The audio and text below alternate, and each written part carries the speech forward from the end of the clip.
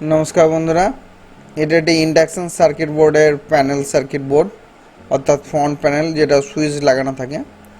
তো এই প্যানেলটা দেখুন কোনো রকমভাবে কোনো সুইচ কাজ করছে না। তো এটা আজকে আমরা রিপেয়ার করব। তো আমার চ্যানেলে যারা এখনও পর্যন্ত নতুন দর্শক হয়ে আছেন তারা অবশ্যই চ্যানেলটা সাবস্ক্রাইব করে রাখুন। তো এটা দেখুন, এই যে কন্ট্রোল প্যানেল যে আইসিটা রয়েছে, দেখুন এই আইসিটা চেঞ্জ করেছিলেন একজন টেকনিশিয়ান দাদা, তারপরেও এই কাজটা হয়নি। কারণ এটা সাধারণত এই যে আইসিটা যেটা দেখতে পাচ্ছেন, এই আইসিটার প্রবলেম এটা না। তো এটার মধ্যে কি প্রবলেম আছে সেটা আমরা অবশ্যই দেখব। তা ভিডিওটা স্কিপ না করে সম্পূর্ণভাবে দেখুন, তাহলে কাজটা বুঝতে পেরে যাবেন। এটা আইসি চেঞ্জ করেও এই কাজটা রেডি হয়নি। তো দেখুন আইসি যে ট্র্যাকগুলো দেখতে পাচ্ছেন, এগুলো এই আইসিটাকে মানে নতুন করে বসানো হয়েছে। তো আজকে আমরা এই কাজটা আজকে সম্পূর্ণভাবে করব। তো ভিডিওটা দেখতে থাকুন। তো আমরা সম্পূর্ণভাবে এই কন্ট্রোল প্যানেলটা দেখুন, এটার মধ্যে এই যে অন অফ সুইচ, এটা হচ্ছে অন অফ সুইচ। তো আমরা এই যে অন অফ সুইচ যেটা রয়েছে, এটা আমরা সর্বপ্রথম এই সার্কিট বোর্ড থেকে তুলে নিচ্ছি। কারণ এই সুইচটা ঠিক আছে, তা সত্ত্বেও আমরা তুলে নিচ্ছি। তো কেন তুলে নিচ্ছি এটা আমরা সেটা আপনাদেরকে পরে বলছি।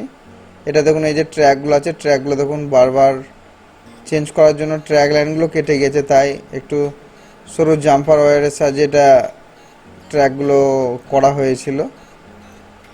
তো এই ট্র্যাকগুলো আমরা সমস্ত কিছু বাদ দিয়ে দিচ্ছি। এবার এই যে আমরা মাইক্রো সুইচ যেগুলো রয়েছে, এগুলো আমরা একটা করে তুলছি। কেন তুলে নিচ্ছি সেটা আপনাদেরকে বলছি, কেন এটা তোলা হচ্ছে। তো সম্পূর্ণ ভিডিওটা দেখুন আপনারা।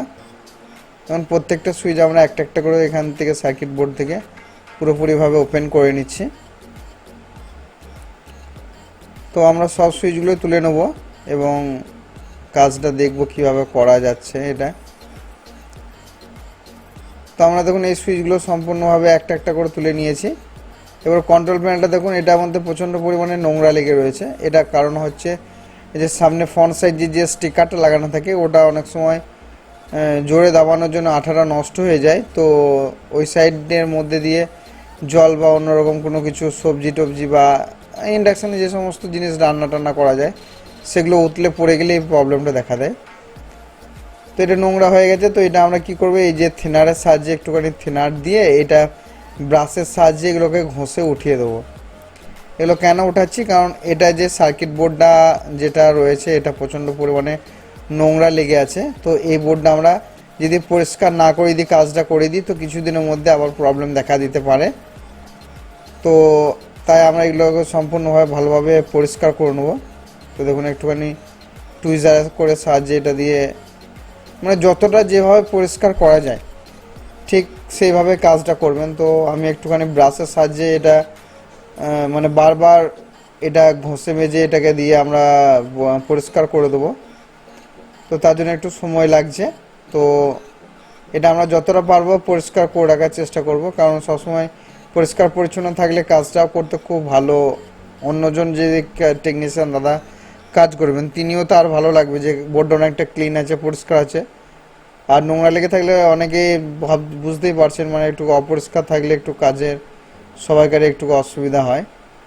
তো আমরা এই সার্কিট বোর্ডটাকে সম্পূর্ণভাবে দেখুন পরিষ্কার অনেকটাই করতে পেরেছি।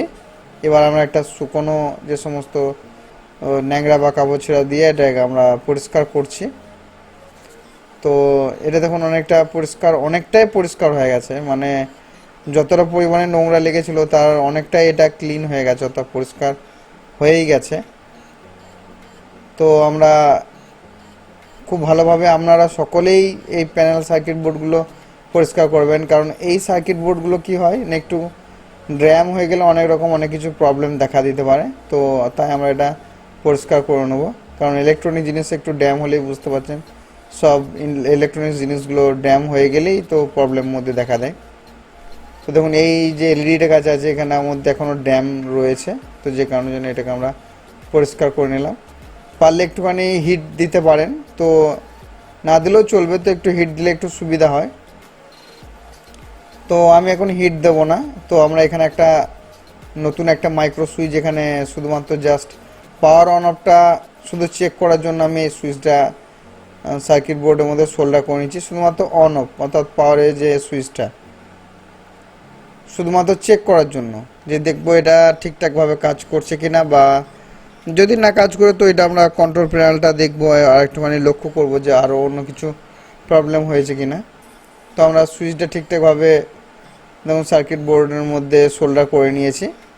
এবার এটাকে আমরা একটুখানি চেক করব যে ঠিকঠাকভাবে কাজ করছে কিনা, বা অন্য কোনো সমস্যা দেখা দিচ্ছে কিনা, বা কাজ করছে না এরকম ধরনের কোনো সমস্যা। হ্যাঁ, তো দেখুন প্যানেলের মধ্যে সার্কিট বোর্ডটার মধ্যে দেখুন অন হয়ে গেছে। দেখুন আবার অন অফ করছি, তো দেখুন কাজ হচ্ছে। একটা এলইডি এখানের মধ্যে কম জ্বলছে, অর্থাৎ ওটা খারাপ আছে। তো আজকে ভিডিওটা এতটাই, সব ভালো থাকবেন, সুস্থ থাকবেন, নমস্কার।